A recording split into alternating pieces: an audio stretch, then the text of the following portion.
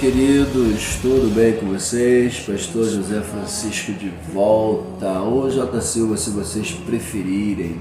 Amados, hoje eu trago para vocês uma lição que vai estar tratando sobre o profeta Jonas.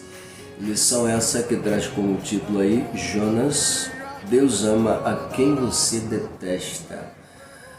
O tema é bem sugestivo, né? O título, fique à vontade, é muito sugestivo. Mas antes da gente começar aqui a tratar sobre este assunto, propriamente, eu quero tecer meus agradecimentos a Deus, em primeiro lugar, porque se não fosse Ele, nada disso estaria acontecendo. Então a Ele a honra, a glória, o poder, o louvor e a exaltação.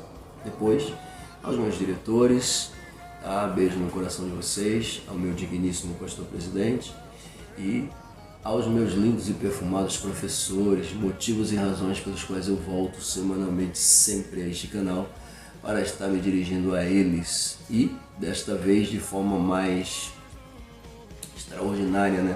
Porque me dirijo tanto aos professores de jovens quanto aos dos adultos ao mesmo tempo. Então é maravilhoso isso.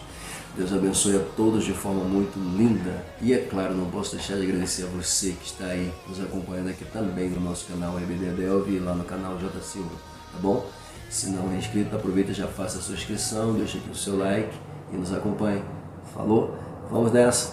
Lição hoje é a lição de número 6, como eu disse para vocês, e a gente vai estar tratando hoje sobre Jonas. Vamos lá, vamos ser bem sucinto aqui nas nossas aplicações, ok?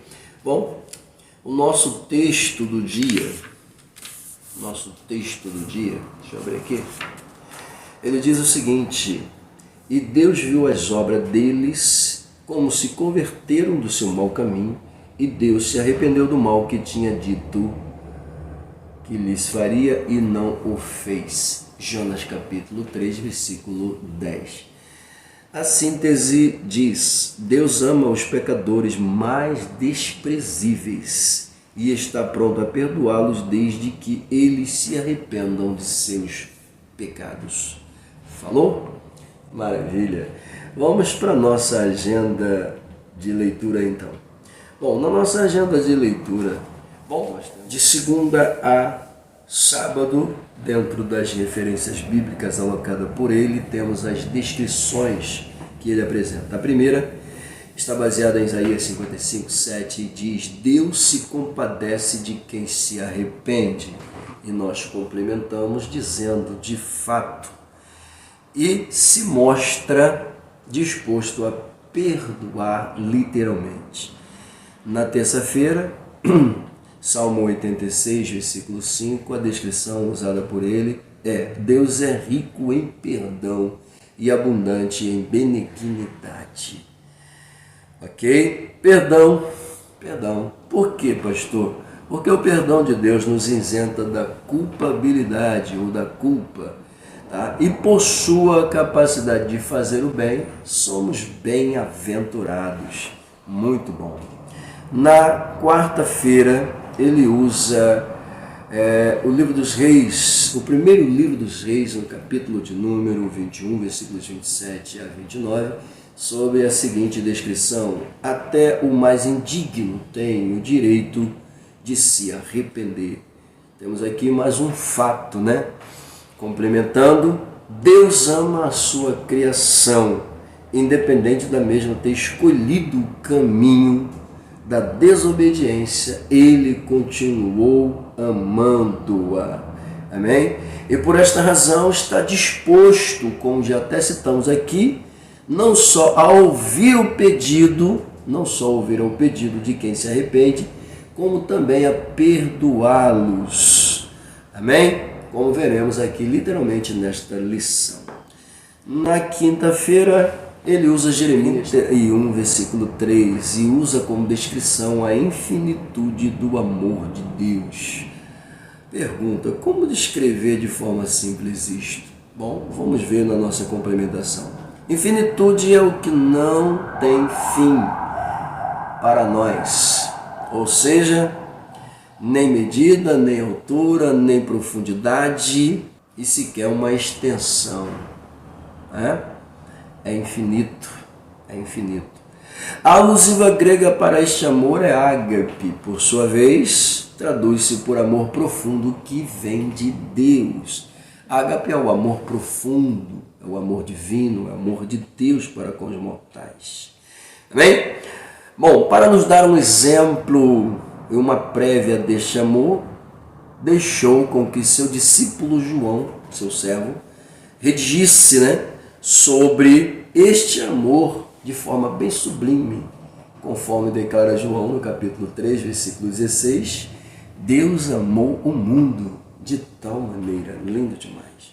Bom, vamos para a sexta, Na sexta ele usa Colossenses 3,12, cuja descrição baseando aí é: a misericórdia deve se manifestar por meio de nossas ações. É a nossa atitude, como diz a descrição, nossas ações, que farão Deus agir por nós. Creia nisso. Ok? Muito bem. A última aí está baseada então em Lucas capítulo 11, versículo de número 32.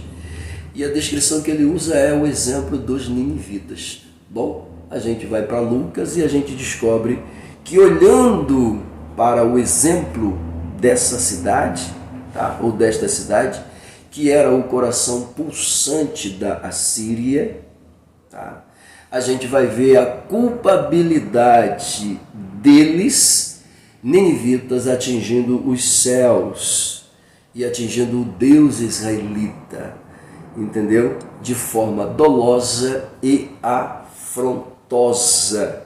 E é claro, a gente vai ver também eles buscando por misericórdia, se arrependendo do mal, se voltando para Deus, como novos crentes até, e, é claro, alcançando do mesmo compaixão e perdão.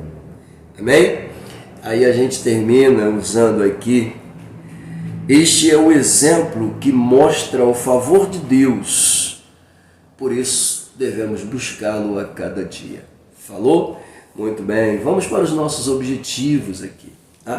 O primeiro deles é defender a historicidade do livro. Gente, isso aqui é muito importante. Muito importante. A gente vai ver isso aqui na lição. Poxa, dá até vontade de falar já, Mas vamos lá. Esclarecer os motivos que levaram o profeta a desobedecer a ordem de Deus. Meu Deus. Terceiro, mostrar como às vezes temos dificuldade de compreender o amor de Deus, principalmente quando este amor alcança aqueles a quem nós reprovamos. Pois é, tudo isso a gente vai ver aqui. Falou? Muito bem. Vamos para a interação, Veja bem, querido, lindo e perfumado professor.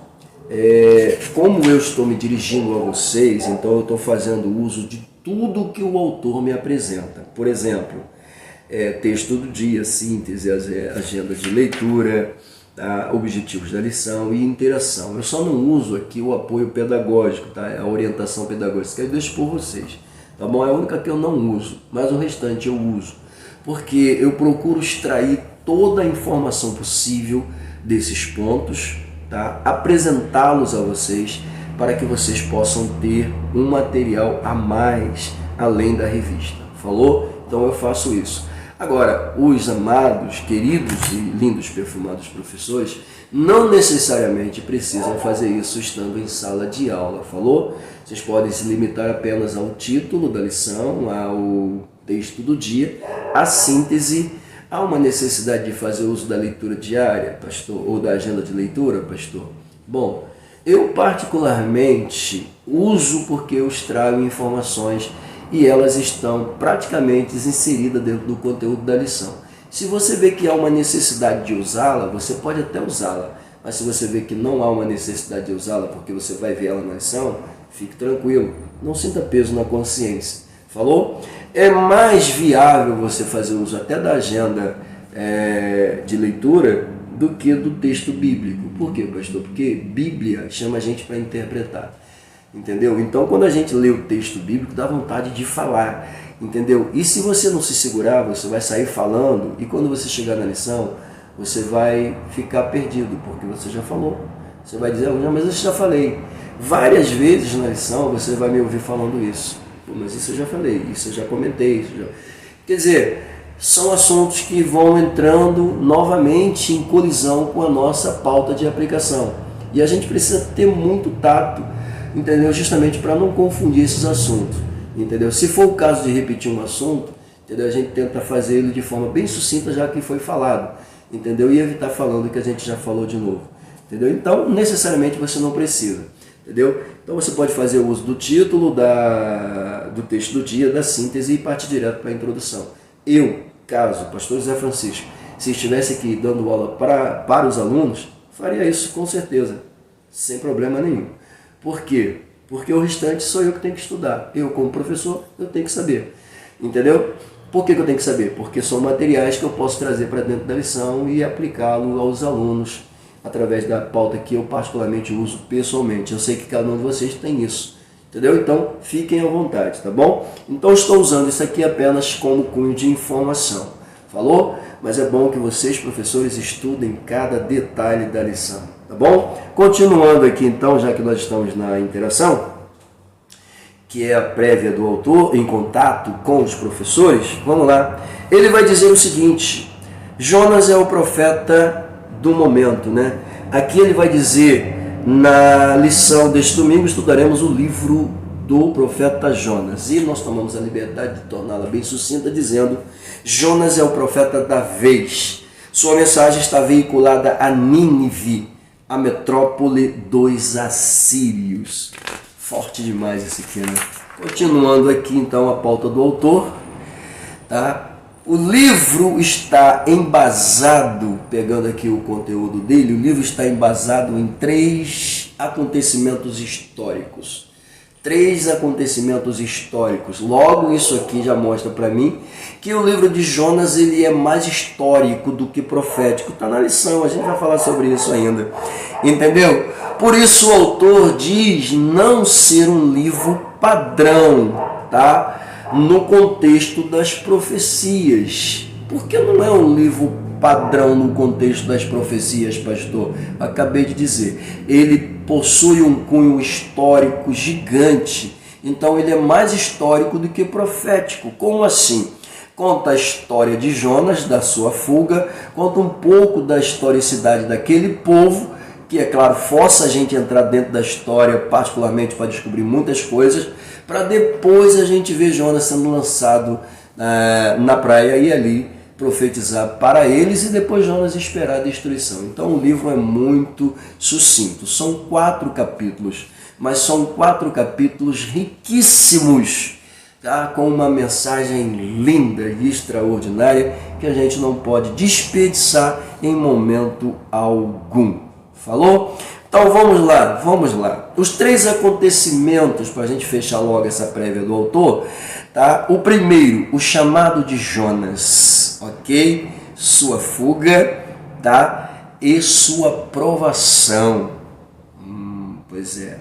O autor diz que Jonas não atendeu de imediato, tá? A ordem divina. Isso é um fato, não atendeu. Então, entra em evidência o quê? O chamado de Jonas, a fuga de Jonas e a prova de Jonas. A terceira, quer dizer, a segunda, desculpa, já estou querendo ir embora, né? A segunda vai mostrar o martírio do profeta dentro do ventre do peixe. Que isso? Pois é. O profeta está vivo dentro do ventre do peixe? Se estava vivo, se estava morto, querido, não dá para a gente comprovar. O fato é, vivo, ele deveria estar. Bom, isso aí é uma outra pauta, não vou entrar nesse mérito aqui agora, tá bom? O importante aqui é eu relatar para vocês se Jonas estava morto, se estava vivo, ele estava em contato com Deus, ok? Deus era que estava falando diretamente com ele naquele momento. Então, de alguma forma ou de outra, racionalmente para mim estava morto. Mas quando se trata de Deus, que é dono dos céus e da terra, Senhor da vida e Senhor da morte, então é tudo relativo, né?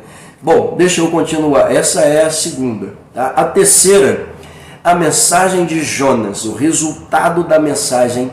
Olha só, a mensagem de Jonas, o resultado da mensagem e a misericórdia de Deus. são apresentadas nessa terceira divisão. Tá? Nesta última parte, querido, nessa última parte, a gente vai aprender sobre o grande e incomensurável amor de Deus, que está disposto, tá, a perdoar o mais vil, violento, cruel, tá, dos homens. Que isso, pastor? Deixa eu melhorar. Dos seres humanos. Falou? Se este elemento estiver disposto a vir diante de Deus buscar perdão, Deus vai perdoar. Se ele mostrar arrependimento na busca pelo perdão. Moral da história? Deus perdoa. Fechou. Deixa eu ir aqui para o texto bíblico. Vamos nessa? Vamos lá. O texto bíblico encontra-se em Jonas, capítulo 1, versículos de 1 a 3. Mas é uma leitura linda, eu não posso nem ignorá-la, né? E assim, se você quiser ler na sala de aula, eu falei que não precisa, mas é muito boa. Agora, cuidado para você não ficar preso e querer interpretá-la, tá bom? Mas vamos lá, deixa eu ler para vocês, é lindo demais. São 3 versículos. Gente, eu gosto do livro de Jonas, eu me amarro no livro de Jonas, entendeu? É surreal aquilo ali. Vamos lá. E veio a palavra do Senhor a Jonas, filho de Amitai, dizendo: levanta-te e vai à grande cidade de Nínive e clama contra ela, porque a sua malícia ou maldade subiu até mim. Meu Deus do céu, que é isso? E Jonas se levantou para fugir de diante da face do Senhor. Para fugir de diante da face do Senhor para Tarsis. E descendo a Jope, achou um navio que ia para Tarsis. Pagou, pois, a sua passagem e desceu para dentro dele, para ir com eles para Tarsis, de diante da face do Senhor. Oh, meu Deus! Essa expressão, né, de diante da face do Senhor, é justamente fugir da face do Senhor, como se isso fosse possível, né? Mas, vamos lá, vamos para a nossa introdução. Eu disse para vocês, né? Vamos para a nossa introdução. Eu tomei a liberdade de pegar essa introdução e deixá-la bem sucinta também, para ficar mais viável a aplicação dos mestres, ok? O autor coloca aqui dizendo que o livro de Jonas tem uma mensagem singular. Vamos lá, o livro tem uma mensagem singular. Pastor, o que é singular nesse contexto que o autor apresenta? Muito bem, singular aqui parafraseia para nós o sentido de uma mensagem exclusiva, uma mensagem única, ou ainda uma mensagem diferenciada. Como eu já disse, ele possui um cunho histórico muito grande, tá? E quando se trata da profecia, é praticamente um relato bem pequeno, ou seja, a pauta é pequena. Se Jonas tivesse obedecido logo no início, levantado e partido, a profecia teria sido proclamada e a gente não conheceria o fato que aconteceu com Jonas na sua trajetória, nem nos preocuparíamos em estudar um pouco mais sobre a história dos ninivitas, né? Mas enfim, esses 2 relatos aqui contando a história de Jonas, a sua fuga, a sua desobediência por vontade própria, tá? Há 2 grandes momentos dentro desse livro. Quais, pastor? Deus se dirigindo a Jonas e Deus se dirigindo ao povo. Deus perdoando o povo e dando uma lição em Jonas. É lindo demais. Vamos lá. Muito bem. Então, diz o autor que é uma mensagem singular. Como é que eu descubro isso, pastor? Vamos lá. Como? A diferença das profecias que foram veiculadas, vistas até agora, até o presente momento, já mencionados em livros anteriores, como Oséias, Joel, Amós e Obadias, a gente vai ver aqui o seguinte: esses profetas, eles tinham uma pauta de apresentação, eles estavam focados na pauta, diferente de Jonas. Jonas recebe uma pautazinha: clama contra eles, porque a maldade deles subiu até mim. Jonas recebeu a mensagem, recebeu a pauta da mensagem, a informação da mensagem, porém, ao não cumprir esta obrigação de imediato, o que a gente vai ver? A gente vai ver Jonas ignorando a pauta, que é a mensagem, e vagueando entre a obediência e a desobediência, por vontade própria. Simples assim. Falou? Ou seja, uma mensagem que tinha um teor de destruição, caso não houvesse um arrependimento. Nínive seria destruída, ok? E Jonas, mesmo tendo ao seu lado um benefício da mensagem, Jonas não quis ir. A gente vai ver dentro da lição por que Jonas não quis ir, tá, gente? Nossa, pelo fato de querer fugir, de estar com medo da nação, embora eu acredito que ele também tivesse medo de ir, até porque sabia que aquela nação maltratava os profetas, matava profeta, não tinha pena de profeta, ou seja, quando invadiam para dominar eram totalmente cruéis. Segundo os historiadores, eles arrancavam a cabeça, gostavam de fazer scalp, né? Arrancavam a cabeça, quando não arrancavam, esfolavam o corpo da pessoa ainda vivo, penduravam estacas, enfim, eles eram cruéis, entendeu? Eles eram realmente insanos. Então, era um povo que Jonas conhecia com muita propriedade, entendeu? Havia um misto dentro do coração de Jonas, de medo e de raiva ao mesmo tempo. Entendeu? Então ele simplesmente escolhe fugir por vontade própria. Entendeu? Posso até conjecturar, como diz aí os grandes, né? Eu não gosto muito dessa expressão, eu prefiro utilizar-me de parafrasear, mas tudo bem. Mas posso conjecturar dizendo que talvez Jonas estivesse fugindo porque simplesmente não aceitava Deus perdoá-los. E a gente vai ver isso com muita propriedade no final, porque ele vai confessar isso pra gente. Tá bom? No livro dele ele confessa isso. Eu fugi porque eu sabia que o Senhor ia perdoar. E eu não quero o perdão desse povo. A verdade é essa. Eu não quero, eu não aceito. Por isso eu fugi. Entendeu? Mas enfim, vem pra cá, deixa eu continuar pra gente não fugir muito. Tá vendo? Somente a introdução tá muito forte, tá muito forte. Tá bom? Então vamos lá, meus queridos. Nós temos o profeta em evidência, nós temos a desobediência do profeta e nós temos uma extensão do amor de Deus, tudo aqui dentro desse livro. Falou? E o autor coloca algo aqui que me chama a atenção. Ele vai dizer, o livro de Jonas nos oferece, tá, a lição de que o amor de Deus não estava circunscrito, tá? É isso mesmo? Palavrinha difícil, né? Circunscrito, ou seja, veiculado, para ser mais exato, apenas ou somente, né, como eu ia dizer, a nação israelita. Ok? Não, o amor de Deus não estava veiculado somente à nação israelita. Não estava. Ok? Isso aqui a gente vê com muita propriedade dentro do livro de Jonas. Por que isso, pastor? Bom, havia um conceito de crença na época em que as nações, tá, circunvizinhas, que eram adoradoras de deuses adversos, os deuses dentro das nações eram deuses territoriais, deuses que atuavam somente dentro daquele território, tá? Eles não atuavam fora, quer dizer, não atuavam fora daquele território, segundo a crença popular, tá, desses povos antigos da época.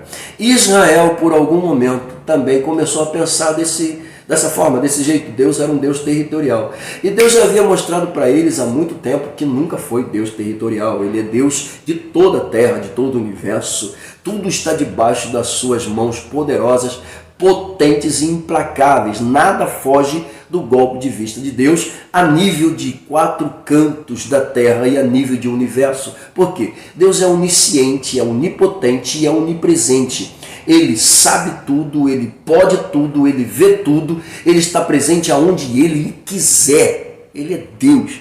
E, enfim, eles começaram a pensar também dessa forma. Havia esse resquício de pensamento neles de que Deus era territorial. Ou seja, constantemente Deus estava mostrando para eles que nunca foi um Deus territorial. Todavia, não sendo um Deus territorial, mas universal, estava alocando eles como seus escolhidos para representá-lo em toda a terra. Ah, pronto, que coisa, né?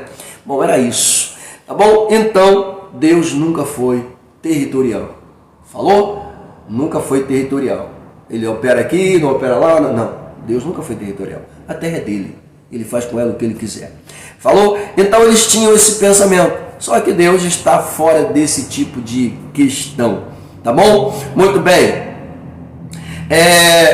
Destruição. Clama contra ela. Veja bem, nós temos uma mensagem de advertência que poderia se tornar a destruição total do povo. Moral da história, o povo seria destruído, tá? Porém, veja isso aqui para a gente sair da introdução, tá? E o que ele esperava após anunciar, o que Jonas esperava após anunciar a mensagem? Destruição. Mas o que aconteceu, pastor? Perdão. E como é que fica Jonas? Decepcionado. Por quê? Porque dentro do livro de Jonas, através da sua profecia alocadas ao povo de Nínive, ele vai ver o povo se arrependendo, pedindo perdão, suplicando por misericórdia, alcançando o perdão de Deus. E o que a gente vê no livro? Então a gente vai ver perdão, amor e misericórdia. Meu Deus do céu, esse Deus é lindo demais. Que é isso? Amém? Bom, suma, para a gente fechar aqui a introdução. No livro de Jonas, querido, no livro de Jonas, contemplamos, diz o autor, o incomensurável amor de Deus. Lindo demais isso aqui. Amor este capaz, diz ele, de se preocupar com o povo mais cruel daquela época. Que isso, Jesus? Os assírios, meu Deus do céu. Bom, além de defender a universalidade da graça, veja bem, olha a expressão que ele usa aqui, universalidade da graça. Então Deus não é um Deus territorial apenas, pegou a visão? Falou? Vamos lá. E também aponta para a misericórdia divina. Deus, isso é lindo demais, tá? Que concede oportunidade, tanto para Jonas quanto para os assírios. Que é isso, pastor? Oportunidade para Jonas? Querido, a gente está no começo praticamente, né? Mas pare e pensa. Jonas foi convocado a fazer uma missão. Jonas fugiu da missão. Não fugiu da missão? Por vontade própria, tá? Que tivesse com medo, que não quisesse, não interessa. Fugiu por vontade própria. Se eu for lá e profetizar, o povo não gostar, vai me matar. Tudo bem. Esse povo não merece o perdão, são cruéis, são maus. Tudo bem. Ele levantou porque ele quis ir fugir. Ele não levantou para obedecer. Tá bom? Então, veja bem isso aqui, gente. Ele fez de livre e espontânea vontade. Por quê, pastor? Deus está dando uma oportunidade para Jonas. Porque Jonas não quis fazer. Não foi assim? Lá no ventre do peixe dele, ele não orou? Não pediu? E eu nem cheguei no peixe ainda, né? Ele não orou? Não pediu? Pastor, Jonas estava vivo ou estava morto? Não sei. Só sei que ele estava pedindo lá no ventre do peixe. Para mim, estava morto. Mas como Deus é Senhor da vida e dos mortos, então... Entendeu? Veja bem. Deus deu uma oportunidade para Jonas. E através da mensagem que era dolosa, poderosa e impactante, Deus deu uma oportunidade para quem? Para os ninivitas. Pare e pega a visão aqui, crente. Sabe o que Deus está dizendo? Olha só, Jonas. Você me desobedeceu, você fugiu da missão. Você foi lançado ao mar, eu te preservei. Eu preservei teu corpo lá dentro daquele peixe. Você clamou a mim lá dentro daquele peixe. Eu te ouvi, te coloquei do lado de fora. Eu te perdoei. Eu te dei condições de executar ainda a minha missão. Eu poderia te matar, Jonas. Eu poderia levantar outro e mandar no teu lugar. Mas eu não te matei. Aprende. Se eu tive misericórdia da tua vida, por que eu não vou ter da vida dele? Vai. Pega a visão aí. Deus está falando contigo também. Duvido que não. Vamos lá, deixa eu voltar para cá. Deixa eu terminar isso aqui, entendeu? Senão eu vou acabar ferindo a lição aqui, porque eu começo, né? Não. Eu preciso ser sucinto para você pegar tudo direitinho. Vamos lá. Bom, se Deus deu oportunidade para Jonas e para os assírios, a gente aprende o seguinte: os nossos pecados, diz o autor, podem ser vis, e ele botou aqui uma palavrinha, né? Execráveis. Vamos ver se a gente consegue melhorar isso aqui. Os nossos pecados podem ser cruéis, podem ser os piores que você possa imaginar. Deus jamais vai virar as costas para você se você se arrepender e pedir perdão pelos seus pecados. Por que, pastor? Ele coloca aqui, porque esses pecados, por maiores que sejam, por piores que sejam, por cruéis e devassos que sejam, eles não são maiores do que a misericórdia, do que o perdão e do que o amor de Deus. Pegou a visão? Fechou. Deixa eu sair daqui. Introdução. Vamos para o tópico de número 1. Fiquem à vontade. Tem mais coisa aí. Demorei muito tempo. Vamos lá. Tópico de número 1. Nós temos 3 pautas aqui apresentadas. A primeira, a sua vida. A segunda, um testemunho. E a terceira, a historicidade do livro. Vamos lá. Vamos tentar ser sucinto aqui, né? Vamos lá. Filho de Amitai, habitante, de Gat-Efer, que era uma tribo de Zebulon. Temos aqui as referências bíblicas. E ele ainda vai dizer que ele era um profeta da Galileia. E acrescenta dizendo-nos que a vila de Gat-Efer, ela ficava a 7 quilômetros da cidade de Nazaré. Ele aproveita, o autor, quando ele cita Nazaré aqui, ele aproveita para falar sobre Natanael, e o episódio que acontece quando Felipe e Natanael estão conversando a respeito do Messias. Ele aproveita isso aqui e coloca assim, olha só: os judeus na época de Jesus, entre parênteses Natanael, estavam enganados quando questionaram que nenhum profeta havia surgido de Nazaré. Vamos lá, deixa eu melhorar isso aqui, por favor. Vamos lá. Eu não vi isso aqui escrito na palavra. Também não quero aqui duvidar da capacidade do mestre que redigiu esta lição, em hipótese alguma. Mas eu não vejo aqui os judeus fazendo esse questionamento. Se porventura ele viu isso aqui em algum livro histórico ou algum cunho histórico, seria até bom ele ter colocado aqui, Por quê? Porque isto me obriga a dizer que o povo não questiona. Quem questiona isto aqui é Natanael, após descobrir, por meio de Felipe, que Jesus estava em Nazaré. Veja comigo a descrição bíblica. Vamos lá. Felipe achou Natanael e disse-lhe: havemos achado aquele de quem Moisés escreveu na lei e os profetas, Jesus de Nazaré, filho de José. Isso é Felipe falando. Aí vem Natanael e responde com uma pergunta dizendo: pode vir alguma coisa boa de Nazaré? Meu Deus do céu. E Felipe responde dizendo: vem e vê. Ok? Então quem é que questiona aqui? É Felipe. Ok? Felipe tinha material, tinha condições, tinha cunho histórico para fazer esse tipo de pergunta. Ok? Se você retroceder um pouco na história de Natanael, você vai perceber que no ato em que as crianças foram ordenadas a serem mortas, os meninos, na loucura de Herodes, então, Herodes mandou matar as crianças. Lembra desse episódio? Pois é, foi uma mortandade terrível. E daquela geração de homens que nasceram, historicamente apenas 2 elementos sobreviveram. Quem, pastor? Jesus e Natanael. Por quê? Sua mãe, vendo que os soldados estavam caçando todas as crianças para matar, aproveitou e escondeu o menino embaixo de uma figueira.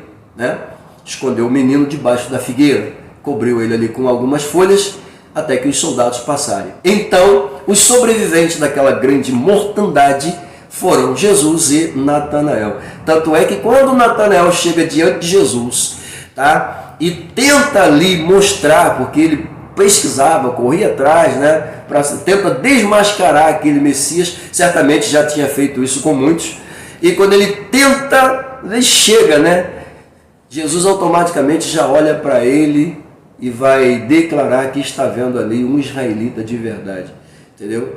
Surge aquela pergunta: de onde é que tu me conheces? Sei nem quem é você. Que história é essa? Israelita de verdade. E aí Jesus vai declarar: eu te vi estando debaixo da figueira. Claro, aquilo era um segredo que somente Natanael e sua mãe sabiam, ninguém mais sabia daquilo, entendeu? E Jesus, meu Deus do céu, isso é lindo demais. Bom, fiquem à vontade, tá? Lindo demais isso aqui.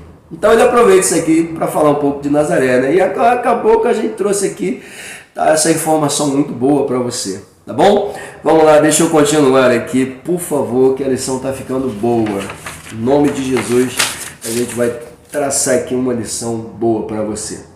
Bom, voltando aqui ainda dentro da pauta, né, de número 1, ele diz aqui que no segundo livro dos Reis, no capítulo de número 14, versículo 25, tá? Circunscreve, diz ele, digo eu, menciona, cita, descreve, escreve, enfim, fala, anuncia, enfim. O ministério de Jona no século 8 a.C., isto é, entre 793 a 753 a.C., tá? E ele vai dizer que isso aqui foi na época em que Jeroboão estava reinando em Israel. Jeroboão II estava reinando em Israel. Amém? Bom, ainda dentro dessas alusivas históricas, que é muito bom a gente mencioná-las, o autor vai dizer que nesse período, e antes mesmo que Jeroboão assumisse o trono, tá, Jonas foi profeta, tá, e profetizou, olha que coisa, né? Profetizou a expansão territorial, o crescimento de Israel, profetizou a prosperidade de Israel e profetizou também sobre a política de Israel, diz o autor, ok? Eu creio. Veja bem, quando ele profetizou sobre isso, 3 coisas muito boas, né? Poxa, profetizar sobre expansão, crescimento, prosperidade, enriquecimento, política, governo, fala sério. Então ele profetizou sobre esses 3 pilares, né, que regiam a nação de forma muito clara. E outras profecias talvez tenha sido ele utilizado. O autor coloca aqui, antes do triunfo de Jeroboão II, tá? E, claro, acrescenta dizendo que Deus desejava o bem de Israel. Claro, se Deus não desejasse o bem daquela nação, em hipótese alguma, usaria seus canais profetas para tentar trazê-los de volta, como a gente viu aqui na primeira lição, lição de número 2, né, o que eu falo primeira lição, alocando o primeiro profeta em evidência, que é Oséias. Vai utilizar Oséias como canal, como exemplo, como modelo, para tentar trazer o povo de volta. Então, realmente, isso aqui a gente vê que Deus sempre quis o bem de Israel, até porque era seu povo. O problema é que, infelizmente, a prosperidade que ele profetizou, infelizmente, Israel não soube lidar com ela, tá? E, através da mesma, veio a se distanciar do Senhor. A gente falou isso no livro de Oséias, no livro de Joel, tá? O perigo da prosperidade é uma coisa muito séria. E nós falamos aqui, né? Não, gente, não é que não está proibido ser próspero. Não, não está proibido. Entendeu? Ninguém aqui é proibido de ser próspero. Entendeu? Só que Deus conhece o coração do homem. Entendeu? Há um ditado que diz que coração de homem é terra que ninguém anda, né? Somente Deus conhece o coração do homem. Então até que Salomão escreve que enganoso é o coração do homem. Então, às vezes a gente próspera, a gente se afasta do Senhor. É verdade, é verdade. Tem gente que dá mais valor às riquezas do que a Deus. Quem tem dinheiro, quem tem riqueza, quem tem prosperidade, quem pode fazer o que quer, a hora que quiser. Acho que essa pessoa está querendo algum compromisso sério com Deus, gente. Mas não está mesmo. Aí Deus fala assim, eu quero você fazendo. Mas quer nada, quer não. É próprio crente, começa a enriquecer um pouquinho, meu querido. Tem evangelismo hoje. Evangelismo. Eu estou aqui nas minhas 52 polegadas, sei lá quantas polegadas são, 18, sei lá. Eu estou aqui no meu sofá, que meu querido, é uma maravilha. O almoço chega na mesa, tudo pronto, tudo certinho, tudo... tu tá no... não, fala sério, entendeu? Fala sério, querido. Eu quero enganar quem? Entendeu? O autor foca dizendo que até então Jonas estava acostumado a entregar mensagens populares, tanto que o sucesso de sua profecia fomentou, foi responsável por essa popularidade em Israel. Olha só, Jonas se tornou um profeta popular. O cara que profetiza prosperidade, o cara que profetiza crescimento, tá? O cara que não é contra a política, tá profetizando coisas boas. Tamo junto. E aí, beleza? Beleza. Vai nessa força que o Senhor é contigo. Meu Deus do céu. Popular. Ganhou o coração das classes sociais. Vamos lá. Vamos bem. Jonas, então, queridos, é um profeta, segundo o autor, de reputação. Vamos lá. Ele ficou tão preocupado, diz o autor, mas tão preocupado com sua reputação, ficou tão preocupado com sua reputação, que teve dificuldade em cumprir a missão que Deus lhe confiou. Que isso, pastor? Ele ficou tão preocupado, diz o autor, que ele teve dificuldade de cumprir a missão. Ou seja, se eu só prego coisas boas, né? Minhas mensagens são aquelas mensagens tranquilas, mensagens que servem de autoajuda, de conforto, de consolo. No dia em que Deus quiser me usar como uma exortação, eu vou pensar duas vezes, porque eu tenho lá classes sociais diferenciadas dentro da igreja. Não. Deixa Deus te usar. Pelo amor de Deus. Porque se Deus não te usar e o cara estiver errando, ele vai continuar errando se você ignorar, falar o que está acontecendo. Não faça isso, pelo amor de Deus. Não fique preocupado se vão te dar uma cadeira ou se vão tirar a tua cadeira. Seja profeta. Eu disse, digo e repito, o ministério, tá? É apenas uma cadeira entre ministros. O verdadeiro ministério não é estar sentado em uma cadeira entre ministros, porque para muitos isso é o ministério, é ter uma cadeira centrada entre os ministros, bater no peito e dizer que é ministro também. Ei, não. O ministério é trabalho, é serviço. O ministério é meter a mão na massa, é trabalhar, é fazer a vontade de Deus, é estar à disposição de Deus. Isso é ministério, isso é servir. Ok? Falei. Que isso? É uma desculpa, uma frescura. Porque a cadeira. Cuidado, viu? Eli morreu gordo, velho, pesado na cadeira. Morreu sem sair da cadeira. Meu Deus do céu, Jesus me perdoa.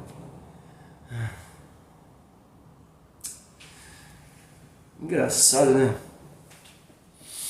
Bom, não estou falando para ninguém não, gente. Estou sendo aqui, estou só falando o que Deus está mandando. Fica tranquilo, fica em paz. Falei, isso mesmo, tem gente que vai morrer na cadeira. Não quer passar a cadeira de jeito nenhum. Não. Morre na cadeira, fica com a cadeira. Leva a cadeira para tu. Estou preocupado com a cadeira? Vamos lá. Estou preocupado sim, com a vontade de Deus. Preciso saber o que eu estou fazendo, se eu estou fazendo a vontade de Deus ou não. É isso que eu tenho que ter preocupação. Vamos lá. Deixa eu terminar isso aqui.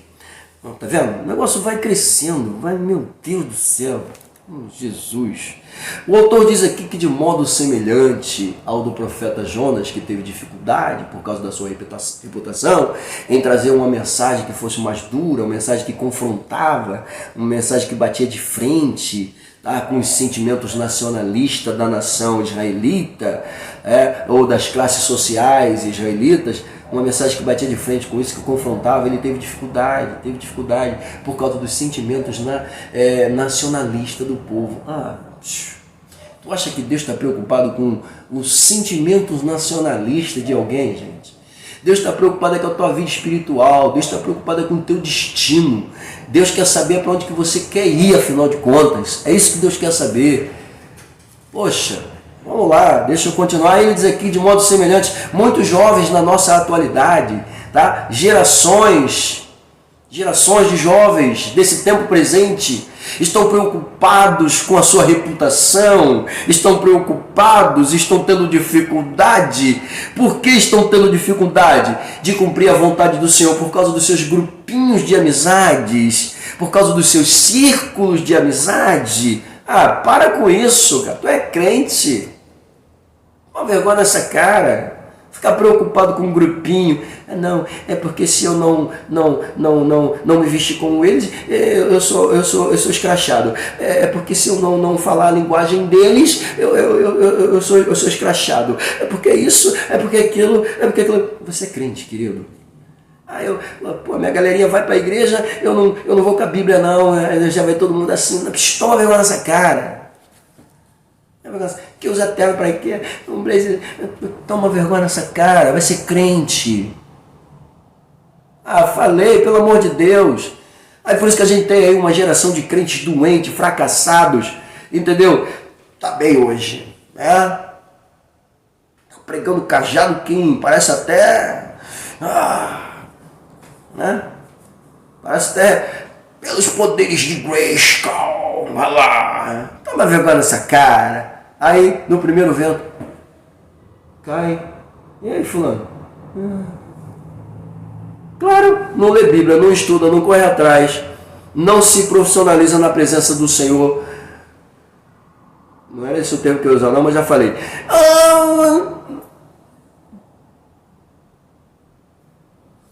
Deixa eu ficar quieto, Jesus. Vamos lá. Preferindo desobedecer a Deus para preservarem sua reputação, tendo dificuldade de cumprir as missões por causa dos círculos de amizade. Sabe qual é a pauta principal do cristianismo? Obediência. Sabe o que levou Adão à queda? A desobediência. Sabe o que levou Sansão à queda? A sua reputação. Ele não era israelita?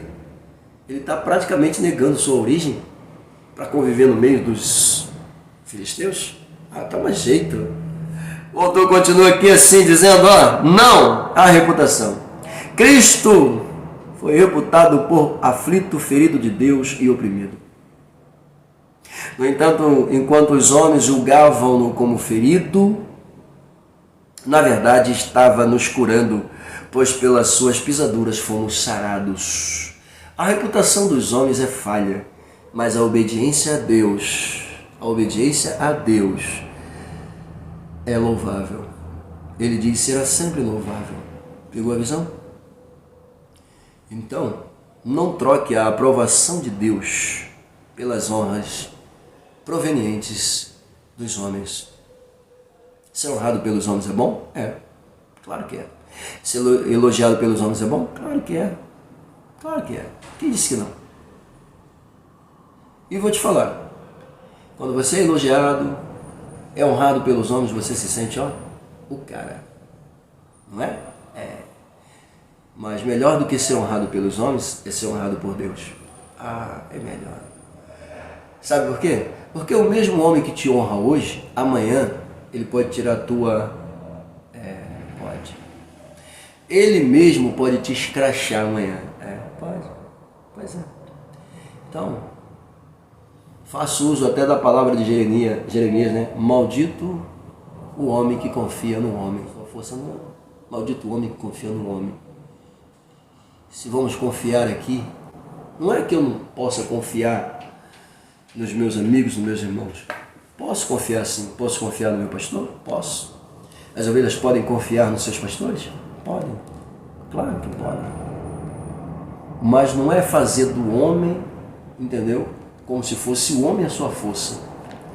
fazer do homem como se o homem fosse tudo o que você precisa para ser salvo. Não. Você confia nele, acredita nele, mas a tua confiança tem que estar em Deus. Tá? A tua fé tem que estar em Deus. E o homem que é usado por Deus como líder tem que estar na posição de ser um representante de Deus infalível. Não preocupado com falácias, com bobeiras. Pelo amor de Deus, deixa eu voltar para cá. Vamos lá, número 2. Tá vendo? Um tópico gigantesco. Muito gigante. Vamos lá. Número 2, um testemunho. Bom, nessa pauta aqui, nós tentamos deixá-la bem sucinta e colocamos logo de início dizendo que o livro é profético e, sem dúvidas nenhuma, tá? O relato nele apresentado é real, é verídico. Colocamos assim. O livro é profético sem dúvidas, porém o relato histórico do profeta no livro autentica-o como um livro diferenciado dos demais. Por que diferenciado dos demais? Eu já falei sobre isso. Eu disse para vocês, né? Você vai estar sempre lembrando alguma coisa. Eu já falei sobre isso. O livro ele é mais histórico do que profético, ok? Então esse relato aqui diferencia-o realmente diante dos outros profetas, né? Você vai ver que Oséias, por exemplo, do capítulo 1 até o último capítulo 12, se não for de memória, do seu livro, tá? Ele vai estar focado no coração do povo, chamando a atenção do povo, do início ao fim. Vai apresentar os exemplos, as razões, os motivos, sim, mas vai estar sempre focado no arrependimento, ok?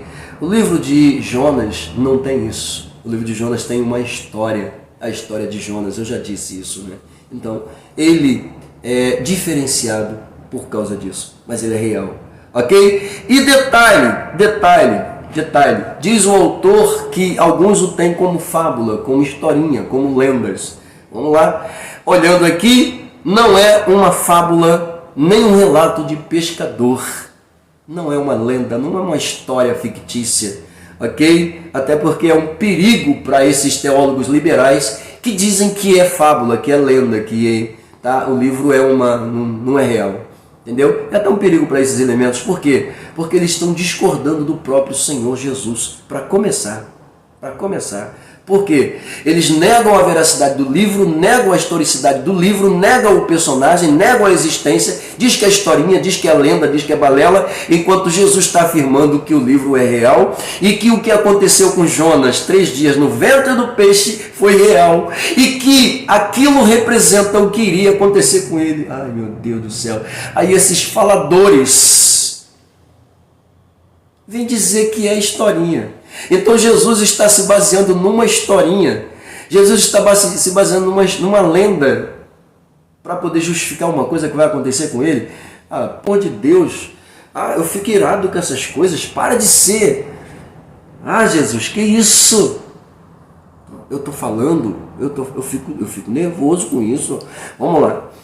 Bom, suposições é o que eles tratam, né? Mas vamos lá. Suposições sobre quem redigiu, quem escreveu.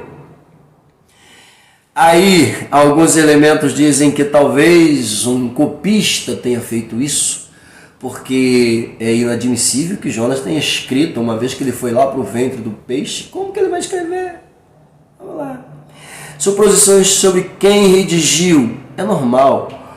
Porém, o relato da história vivida pelo personagem chamado Jonas autentica-o, caracteriza-o como autor da obra clássica que cunha seu próprio nome, o livro de Jonas. Pois é. Calma.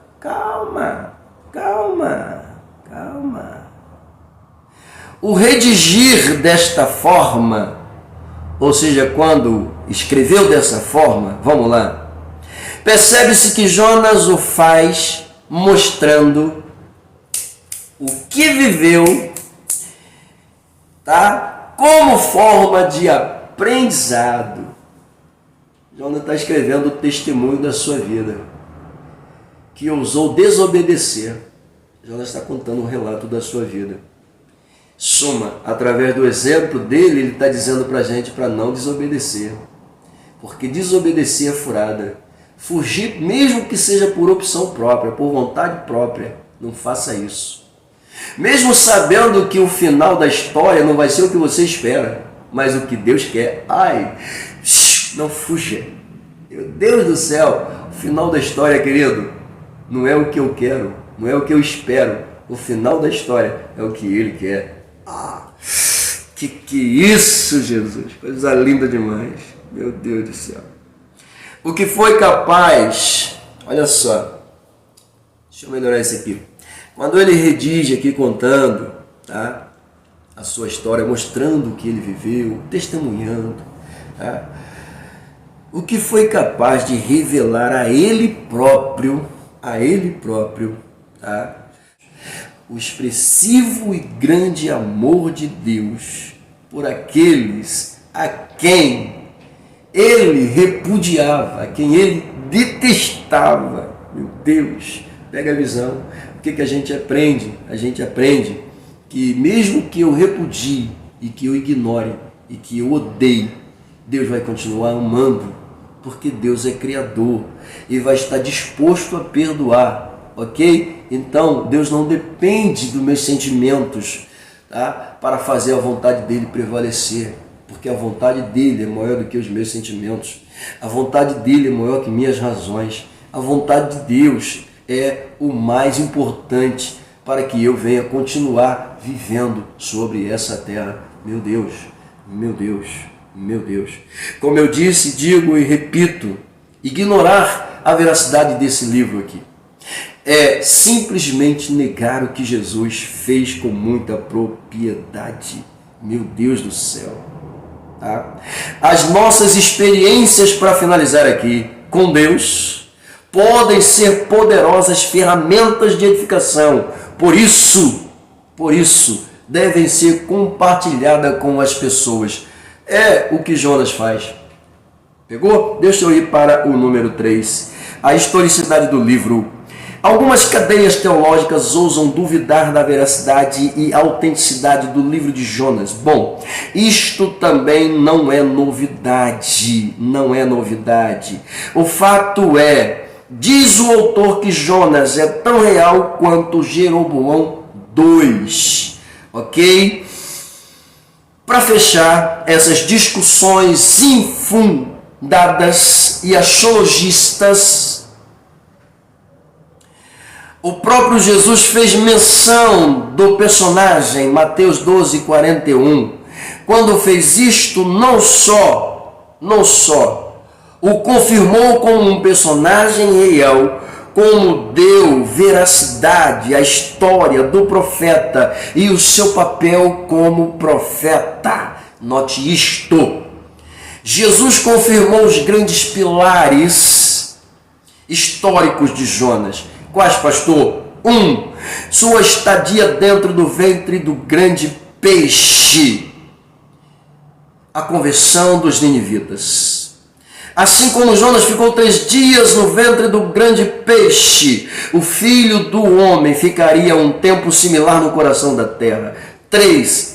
Existia uma conexão real entre Jonas e Jesus, pois ambos serviram de sinal para suas gerações. Oh, meu Deus, coisa linda demais. Ele foi o único profeta indicado por Cristo como seu antítipo, modelo, exemplo, igual, comparação, para representar a maior veracidade bíblica, a ressurreição de Jesus Cristo. Meu Deus, coisa linda. Coisa linda de Deus, ok? Esse 3 aqui, ele praticamente, ele está muito rico em relação ao 2, tá? Muito rico, muito rico. Ele traz um assunto que no 2 a gente poderia até alocar, né? Ou seja, transformar até em um só, porque é uma continuação aqui, entendeu? Muito bom. O autor diz aqui que o livro de Jonas foi inspirado por Deus, e isto faz a sua história ser verídica, ser real. Vai nos dizer ainda que o nome de Jonas está vinculado a personagens históricos. Jonas é tão real e histórico quanto Jeroboão II, falando sobre isso já. O próprio Cristo ratificou sua historicidade ao citá-lo como um profeta, vimos também. Entendeu? Se negarmos a historicidade de Jonas, questionaremos a veracidade das palavras de Jesus. Olha só, é como fazem os que dizem que é tudo fábula. É uma história de pescador, é uma lenda. Ok? Pois é. Acabamos de ver aqui fatos que corroboram, autenticam a veracidade desse livro com toda a propriedade. Tópico de número 2, a experiência do profeta. Aqui nós temos a ordem divina, temos a fuga e a tempestade e temos o arrependimento do profeta. Vamos lá, vamos tentar ser rápido aqui. Bom, a ordem divina, vamos ver aqui como é que o autor trata. Jonas recebeu uma ordem clara, recebeu uma ordem objetiva: levanta-te e vai. A grande cidade de Nínive, ele recebeu uma ordem: levanta e vai. Ok? Por que, pastor? Porque a maldade, diz o texto, a malícia, o pecado dos ninivitas, capital da Síria, metrópole da Síria, a grande cidade, avultada de época, um dos maiores centros comerciais do mundo na época, estava chegando a Deus de forma podre, o pecado deles. Pois é. Observe isto. A Síria, queridos, era uma espécie de Sodoma e Gomorra, diz o autor, literalmente, erguida naqueles dias. Era o epicentro mundial da violência, tortura, feitiçaria e idolatria. Meu Deus do céu. Para elucidar isto, vê-se que o profeta Naum chama Nínive de a cidade sanguinária. Só para lembrar aqui, a gente vai falar sobre Naum ainda, só para falar aqui, Jonas profetiza e 100 anos depois, Naum vai profetizar para o mesmo povo, ok? Na profecia de Jonas, Nínive foi poupada, mas na profecia de Naum, infelizmente, isso não vai acontecer. Ok? Muito bem, voltando para cá. Qual era a deusa principal deles? O autor coloca aqui Ishtar, que era a deusa da guerra, deusa do sexo, deusa da fertilidade para eles. Tá? Era uma das principais divindades adoradas. O que a gente encontra então aqui? A gente viu que era uma cidade que tinha violência, que tinha tortura, que tinha feitiçaria, que tinha idolatria, entendeu? A comparação a Sodoma e Gomorra fala da sua podridão a nível de sexualidade desprovida, tá? De ordem, decência, tá? Enfim, você já sabe, né? Vamos lá. Número 1, violência e imoralidade eram as marcas constitutivas daquele povo. Violência e imoralidade fazia parte do padrão de vida daquele povo. 2, eles tinham o costume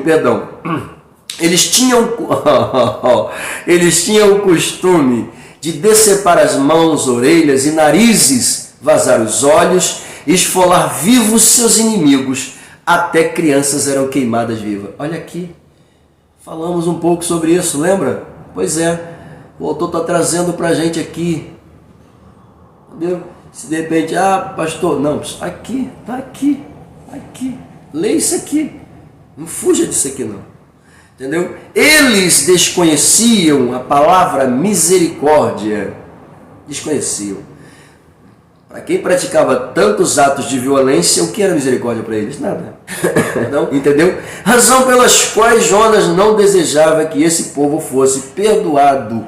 Por isso, recusou cumprir a missão. Pegou a visão? Olha aqui. Em vez de bater antes, verifica primeiro por que ele recusa. Olha só, como é que ele vai pregar para um povo, tá? Um povo imoral, um povo devasso, um povo promíscuo, um povo violento, feiticeiro. Tá aqui. Gostavam de massacrar suas vítimas sem o menor requinte de piedade. Para. Quem é que não ia querer? Não vou nada. Pense você. Deus te mandar para ir lá, lá. Os caras são terríveis, matam piscando. E aí? Tu vai? Entrar dentro de uma Cracolândia é fácil. Pastor, então vai lá. Eu já entrei, querido. Não foi uma nem duas, não. E vou continuar entrando se necessário for. Já fui também lá em cima, no pico mesmo. Preguei para todo mundo. E aí? Mas se Deus te mandar. E aí, tá disposto aí? Pois é. Bom, vamos lá.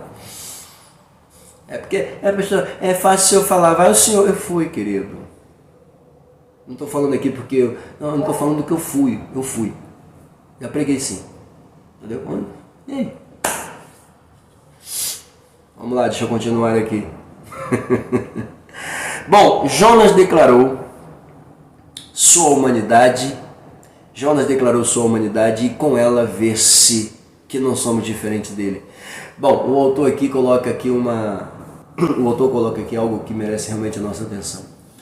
Diante das circunstâncias apresentadas, das razões apresentadas, dos motivos apresentados de Jonas não quer ir, aqui a gente vê o porquê, né? Ele declarou com isso a sua humanidade, literalmente.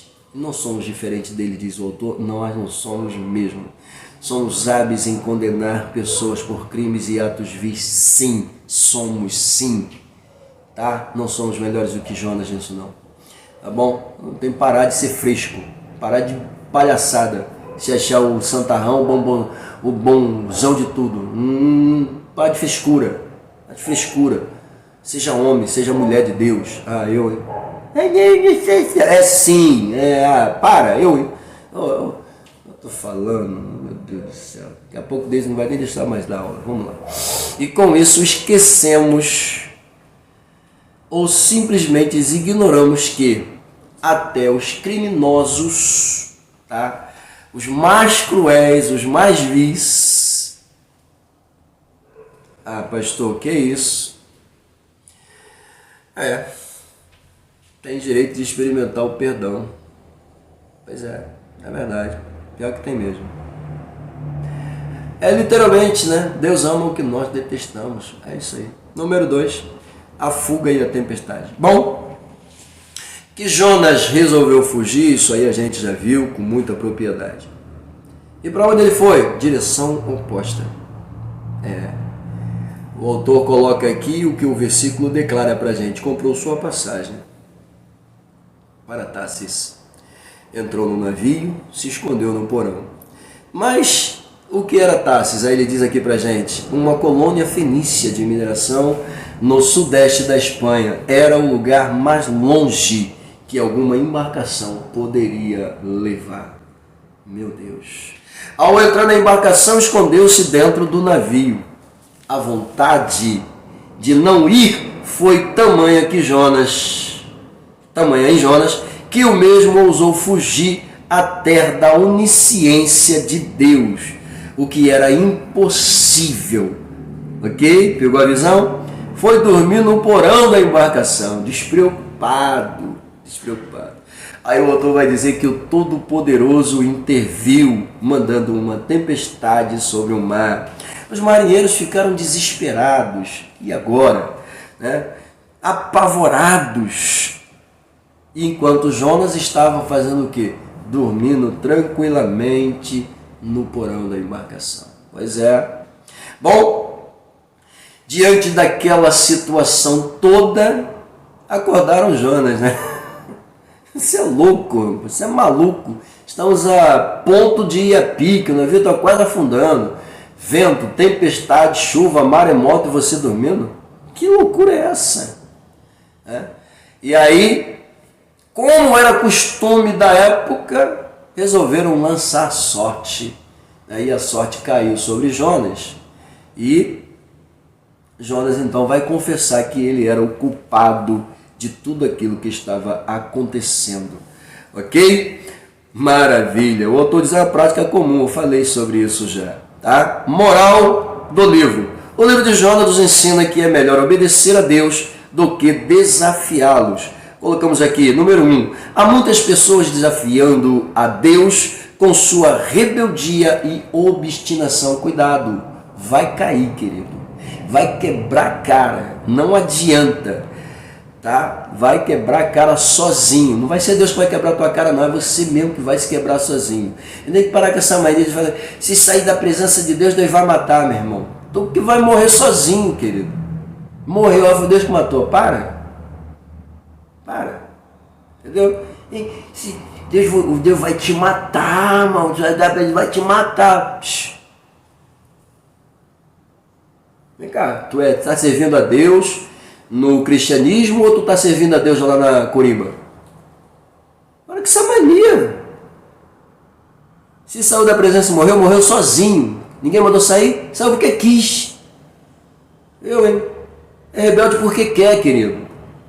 É desobediente porque quer. Faz besteira porque quer. Não vem. Outra coisa. Fulano caiu. Caiu. Fraqueza, irmão. Carne é fraca. O que Tiago diz? Nós só somos tentados quando atraídos e engodados pelos nossos próprios desejos. Pronto, matou. E aí? Vamos ver que essa palha caiu uma. Posso até considerar fraqueza. Caiu duas. Já vou te olhar atravessado. Caiu 3, safadeza. Falta de vergonha na cara. Entendeu? Vamos. Irmão, quer dizer, ninguém aqui não está sujeito à queda. Ninguém está. Ok? Ninguém aqui é super-homem. Ninguém aqui ostenta essa no peito, nem capa vermelha, não, pelo amor de Deus. São sujeitos à queda sim. Porém, o salmista Davi declara com muita propriedade, ainda que caia, é uma suposição. Não ficará prostrado, pois o Senhor o sustém com a sua destra fiel. Detalhe. O Senhor só vai suster e só vai levantar se a pessoa quiser. Se a pessoa não quiser continuar prostrada, caída, o problema é dela. Não é culpa de Deus não, é culpa sua mesmo. Parar com essa palhaçada. Vamos lá. Não sei onde esse povo está servindo a Deus não, Jesus. Misericórdia. É tanta coisinha, né? Eu não queria falar outra coisa aqui mais não, porque eu não quero aqui ofender ninguém, né? Mas, poxa. Deixa eu ficar quieto. Vamos lá. Desobediência, 3, né? Desobediência e a rejeição da vontade de Deus. 4. A Bíblia nos ensina a viver em conformidade com a vontade de Deus. Pegou? Então, vamos para o número 3. Vou ser sucinto aqui, né? Arrependimento do profeta. Vamos lá. Jonas foi lançado ao mar, não foi? Foi. Depois que confessou que tudo aquilo ali era culpa dele, tá? Os maridos já tinham dado bagagem, já tinham feito de tudo, já tinham clamado contra Deus, né? E nenhum deles, né? Nada. E aí, quando Jonas, não, o culpado sou eu e o Deus que está enfurecido é o meu, tá? A culpa é minha, pode me lançar ao mar e tá tudo certo, que vai se acalmar. É claro que aquele momento ali fez com que eles, né, os marinheiros até se voltassem para Deus também, né, e aproveitassem o momento para agradecer a Deus também. Mas enfim, o livramento, né? Porque se livraram do peso chamado Jonas. Lançaram Jonas no mar. O autor coloca aqui, ó. Ao ser lançado no mar, Deus enviou um grande peixe para engolir Jonas. O peixe não foi um dispositivo punitivo da parte de Deus, mas um instrumento do seu livramento. Olha que coisa linda, né? O grande peixe engoliu Jonas, não para devorá-lo, mas para protegê-lo. O milagre não estava em Jonas ter sido engolido pelo peixe, mas em não ter sido digerido por ele. Lindo demais! Que é isso, gente? Vamos lá, deixa eu ver aqui. A pauta simples que eu coloquei aqui. O mar, o grande peixe e o arrependimento. Lindo demais. Quando se tenta fugir do compromisso com Deus, a realidade se torna uma descida constante. Pega isso aqui. Quando se tenta fugir da vontade de Deus, a realidade torna-se uma descida constante. Vai continuar descendo, querido? Se morrer, vai direto para o inferno. Então busca a misericórdia de Deus. Aliás, se vai descer, desça certo. Não desça errado, não. Como assim descer certo? Desça na oração, desça no joelho, desça se arrependendo dos seus pecados. Falou? Vamos lá. Desceu para fugir, desceu para o porão, desceu ao mar, desceu ao ventre do peixe. Mas no ventre do peixe ele fez uma última descida. Qual, pastor? Desceu para suplicar. Aprendeu que as suas descidas foram descidas de sua decisão, mas quando ele resolveu tomar uma decisão nova, um caminho novo, que é uma descida em busca de arrependimento, ele foi perdoado. E perdoado, Deus o trouxe de volta e o fez cumprir a sua missão, ok? Aprenda aqui uma lição, querendo ou não, querido, se você é o canal, não adianta fugir, não adianta se esconder, não adianta se esquivar, não adianta dizer que não. Se você é o canal, obedeça, é melhor obedecer do que sacrificar, falou? Muito bem, terminando aqui então, vamos para o tópico de número 3. No tópico de número 3, tem até mais coisa para apresentar aqui, mas não vou falar não. Aplicação do livro, a pregação de Jonas, o descontentamento de Jonas.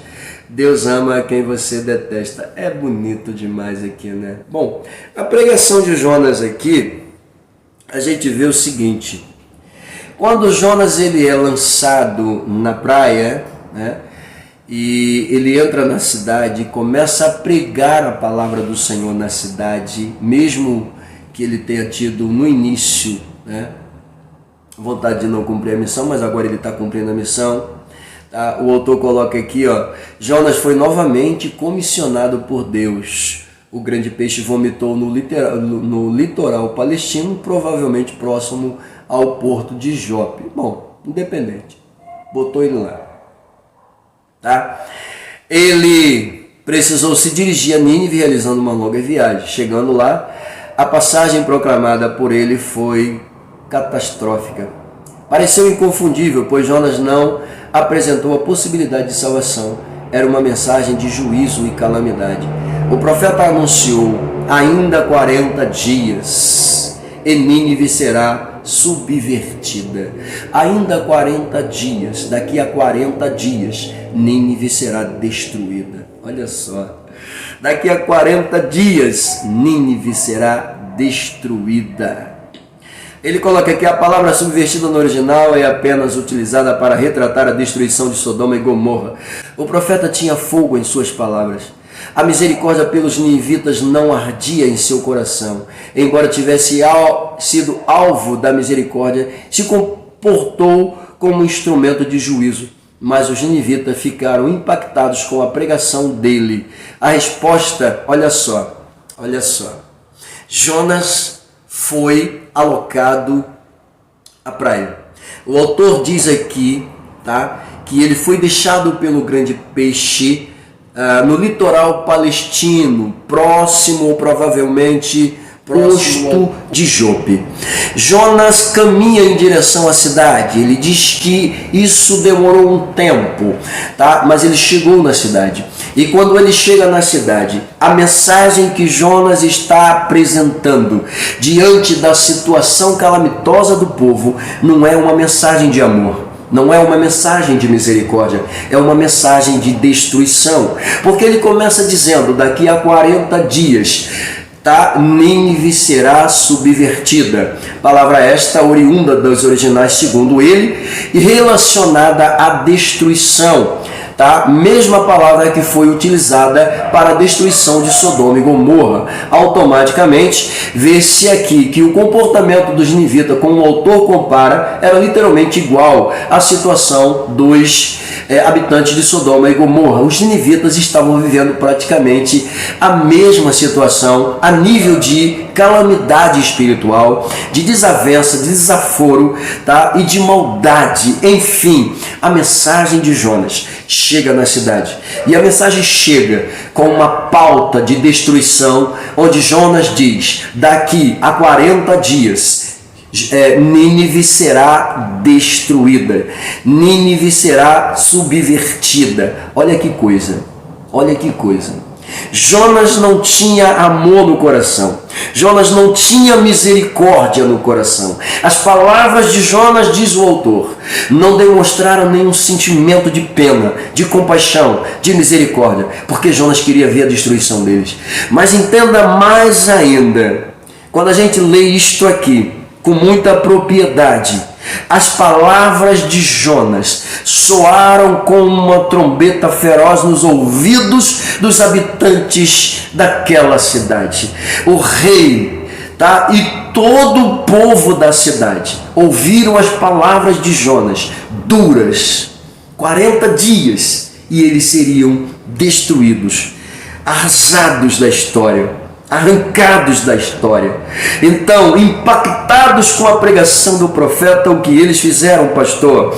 Eles foram a Deus com jejum, com proclamações de jejum, com panos de saco, ou seja, eles se vestiram de panos de saco, sinal de sua humilhação, se lançaram em cinza, mostrando a sua debilidade, e buscaram através do jejum, desde o rei aos animais, a todos os habitantes da cidade, todos, literalmente todos, buscaram ao Senhor, pediram misericórdia, pediram perdão a Deus.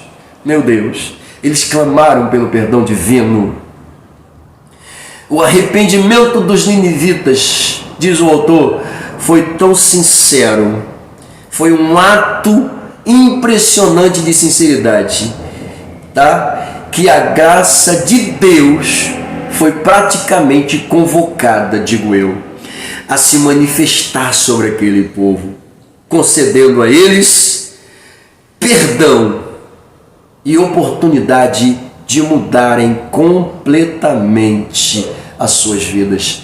E aí serve até para nós também isso aqui, né? O arrependimento é uma via de restauração espiritual, diz o autor, ok? Jonas não queria, mas Deus fez isso. Jonas não queria mesmo, mas Deus fez isso. Falou? O descontentamento do profeta após esta mensagem ser difundida e o resultado ter sido o arrependimento do povo e, é claro, o perdão de Deus. Pronto. Jonas está aqui revoltado, né? Porque ele não se agradou com o arrependimento do povo, mas mais ainda, ressentido, Por quê? Porque Deus perdoou os ninivitas, O autor diz: o arrependimento dos ninivitas não agradou a Jonas. Ele ficou ressentido. No auge da angústia, revelou as causas que o levaram a fugir da sua missão. Tá vendo aqui? É por isso que eu falo. Aí o cara pega o livro lá no capítulo 1, lê, senta o cacete em Jonas, bate em Jonas sem pena, não sabe por que Jonas fugiu. Que o povo era mau? Sim, era mau. O povo era cruel? Sim, era cruel. Que o povo matava seus profetas? Sim, matava profetas sem pena nenhuma. Sacerdote matava. Além de todos esses requisitos históricos que vimos aqui, havia uma outra pauta dentro da história deles, que além de matar, quando invadia uma nação, além de matar o rei e toda a linhagem real, matavam os sacerdotes, todos os sacerdotes, matavam todos os profetas, matavam todos os profetas. Por quê? Porque o povo sem rei iria ficar dependendo deles. O povo sem sacerdotes não tinha quem lhes ensinasse a respeito de Deus. E o povo sem profeta não tinham a voz de Deus. Então eles simplesmente cortavam todos os meios que pudessem fazer com que aquele povo voltasse a se levantar, lutar, a se erguer. Eles acabavam literalmente com todas as possibilidades do povo de se reerguerem de novo. Eles faziam isso. Eram maus, eram cruéis, eram terríveis. Ok? Então Jonas fica ressentido, revoltado, não queria.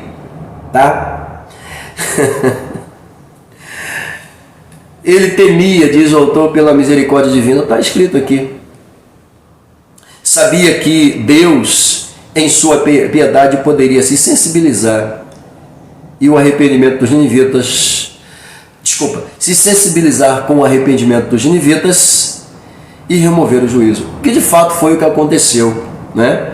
O desejo de Deus não é punir imediatamente o pecador, mas sim dar a ele uma oportunidade de se arrepender do seu pecado. Foi o que Deus fez com os ninivitas, tá? Observe que, embora a pauta da mensagem que Deus dá para ele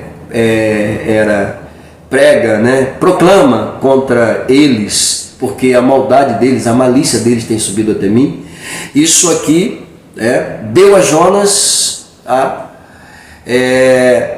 a probabilidade de profetizar que a cidade realmente ia ser destruída. Até porque, se a maldade deles chegou até Deus, tá? E se a cidade tem um cunho, né, de infâmia semelhante a Sodoma e Gomorra, o que aconteceu com Sodoma e Gomorra? Pois é, seria o que iria acontecer com aquela cidade. Uma coisa que o autor fala aqui com muita propriedade, e eu gosto muito disso, tá? É que ele vai dizer que Jonas, ele tinha fogo em suas palavras. Ele não tinha fogo para descer do céu, para queimar a cidade, mas ele tinha fogo em suas palavras, tá? As palavras que saíam da boca de Jonas, elas tinham um poder assustador de quebrar qualquer coração, arrebentar qualquer um, deixar totalmente impactado. Ele estava sendo usado de uma forma assustadora, gente, assustadora. Daí o arrependimento do povo com muita propriedade, tá? E o perdão de Deus. Coisa linda isso aqui, tá bom? Meus queridos, fiquem à vontade. Fiquem à vontade. A gente descobre aqui com muita propriedade que Deus, ele ama quem você detesta. Jonas detestava os ninivitas, gente. Jonas odiava os ninivitas, os assírios, para sermos mais exatos. Mas em compensação, quando ele vai para o centro comercial, né, apoteótico dos ninivitas, porque indo a Nínive, a cidade, ele automaticamente se dirigia a toda a nação. Então, automaticamente, quando ele chega em Nínive, prega, o reino todo viu. Ouviu, o reino todo tomou conhecimento, tá? Esperando a destruição do povo, né? Após, né, ver que Deus demonstrou misericórdia. Ele está revoltado, né? Ele está revoltado. Jonas está revoltado. E a gente vai ver isso através do seu próprio comportamento quando a boboeira nasce, né, e faz sombra para ele e morre. Ele fica chateadinho. Aí Deus dá uma lição para ele dizendo para ele, você não plantou a boboeira, né? Mostrando para Jonas a sua insensibilidade. Ele se preocupa com uma boboeira que não foi ele que plantou, que não foi ele que cuidou, que não foi ele que regou, mas que cresceu e morreu. Ele ficou revoltadinho. Aí Deus mostra para ele com muita propriedade, assim como você está tendo pena de uma coisa que você não plantou, que você não cuidou, que você não regou, que não tem nada a ver com você, não foi você que fez, foi eu que fiz. Você está tendo pena dela. Por que eu que fiz a boboeira para você não posso ter pena daquele povo que também são criação minha? Para. Maravilha. Glória a Deus. Poderoso Deus. Deus é bom demais, né? Deus é bom demais. É o que eu digo. O resto é conversa fiada. Eu quero ler aqui com vocês aqui. Vamos lá. Então fez o Senhor nascer uma planta que subiu por cima de Jonas, para que fizesse sombra sobre a sua cabeça, a fim de o livrar do seu desconforto. Jonas, pois, se alegrou em extremo por causa da planta. Mas Deus, no dia seguinte, ao subir da alva, enviou um verme, o qual feriu a planta, e esta se secou. Em nascendo o sol, Deus mandou um vento calmoso oriental. O sol bateu na cabeça de Jonas de maneira que desfalecia pelo que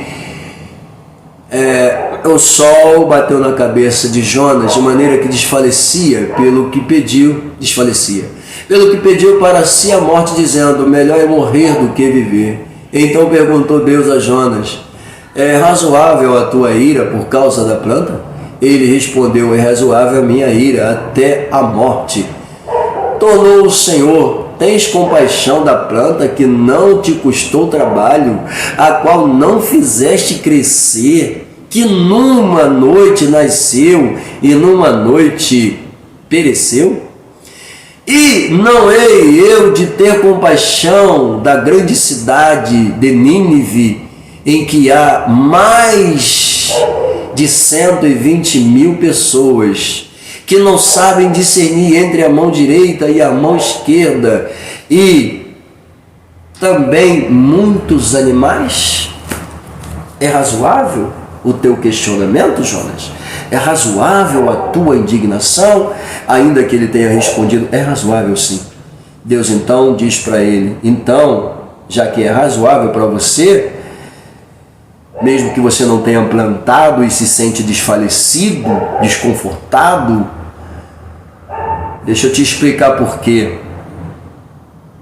Eu estaria sendo justo se destruísse aquele povo, que foi eu que criei, que não sabe discernir entre o certo e o errado, mas que por causa de tuas palavras resolveram se arrepender e buscar a mim? Os animais iriam morrer? Ah, para, Jonas. Em outras palavras, né? Para, Jonas. Bom, Deus ama a quem tu e eu detestamos. Conclusão da lição, queridos. Conclusão da lição. Vamos chegar a essa conclusão finalmente, em meio aos trancos e barrancos, né? O autor coloca aqui dizendo que o livro terminou apresentando o incomensurável amor de Deus. Sim, claro. Por pessoas que nós, assim como Jonas mais propriamente, odiou, repudiou. Tá? Independente da nacionalidade, nenhum livro do Antigo Testamento ensinou de maneira tão visível e categórica a misericórdia divina a outras nações. Jonas aprendeu a lição? Acreditamos que sim.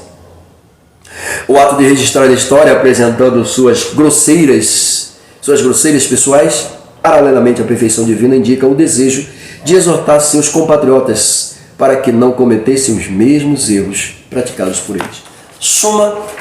Suma, como diz o autor, tá? A lição termina apresentando o incomensurável amor de Deus por uma nação que racionalmente não merecia a misericórdia, mas o livro nos ensina. E o autor coloca aqui com muita propriedade que de todos os livros, né, de todos os livros proféticos, nenhum deles mostra com tanta propriedade o amor de Deus de forma tão clássica, tão poderosa como ele demonstrou aqui. Bom, enfim, para terminar aqui, literalmente, né, eu gostaria muito de poder falar isso aqui com vocês, né, sobre aquela questão de Jonas fugindo para Tarsis. Nós temos uma mensagem que fala sobre essa situação. Por que Jonas não quer ir para Nínive e resolve fugir para uma outra localidade, e a localidade escolhida era Tarsis? Dentro de um cunho histórico, de um paralelo de ideias aqui, a gente chega até a conjecturar, estou usando muito essa palavra, né? A gente chega até a verbalizar, né, a parafrasear que fugir para Tarsis era muito mais fácil, né? E tem muita gente que está preferindo fugir para Tarsis por causa da sua reputação, tá? Para não negar os seus grupinhos, para continuar com seus círculos de amizades sociais, para continuar proferindo apenas palavras agradáveis, tá? Infelizmente tem muitos que não querem ir para Nínive, porque Nínive é lugar de homens maus, pessoas ruins, de trabalho, de dor de cabeça. Para que eu vou falar? Não, vou para Tarsis, de Tarsis ninguém me perturba, tá bom? Mas pensa bem, Tarsis não é o destino que Deus quer para você. Em Tarsis você pode ser dono do seu nariz, ser o que você quiser ser, tá? Em Tarsis você pode fazer o que você quiser fazer, porque você acha que ninguém vai te cobrar. Enquanto que em Nínive você vai ter trabalho, você vai ter dor de cabeça, você vai ter estresse, você vai ter que trabalhar, vai ter que se esforçar para mudar, pessoas rebeldes, pessoas de dura cerviz, e você não quer isso. Pessoas que você vai ter que ser duro no falar, vai ter que ser veemente no proferir, vai ter que estar literalmente como Jonas, possuído por uma força sobrenatural, cuja voz, né, cuja expressão de voz soa como fogo saindo de suas palavras, impactando corações. Você não quer. Então, cuidado, pense bem, tá? Destino do crente é fazer a vontade do Senhor aonde Ele mandar, independente se a cidade tem ninivitas, se a cidade não tem ninivitas. Pense, a vontade de Deus é levar você para o centro da vontade de Deus. Ok? Que Deus te abençoe e até a próxima.